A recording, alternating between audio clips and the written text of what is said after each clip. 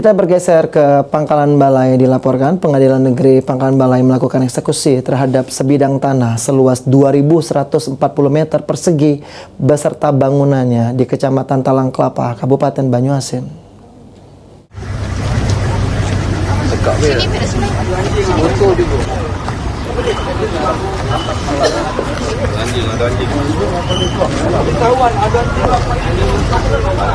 Pengadilan Negeri Pangkalan Balai melakukan eksekusi terhadap sebidang tanah seluas 2.140 meter persegi beserta bangunan di Kecamatan Talang Kelapa, Kabupaten Banyuasin.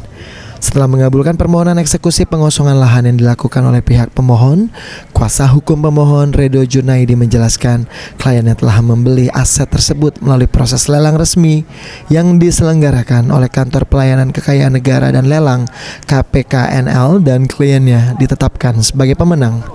Selanjutnya kliennya selaku pemohon mengajukan permohonan eksekusi ke Pengadilan Negeri Pangkalan Balai. Namun proses eksekusi sempat tertunda akibat adanya bantahan yang diajukan oleh pihak termohon ke pengadilan yang sama.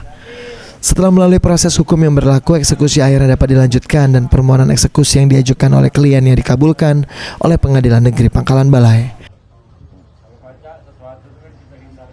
Setelah penetapan eksekusi, awal menunggu.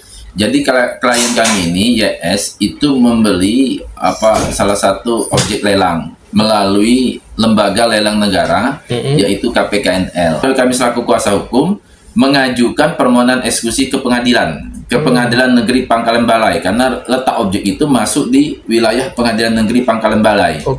Nah, setelah diajukan permohonan eksekusi, kemudian pihak termohon eksekusi itu dikenakan unmanning oleh pihak Pengadilan Negeri Pangkalan Balai. Anak dari Arya Kurniawan itu mengajukan perlawanan atau bantahan ke Pengadilan Negeri Palembang, ke Pengadilan Negeri Pangkalan Balai.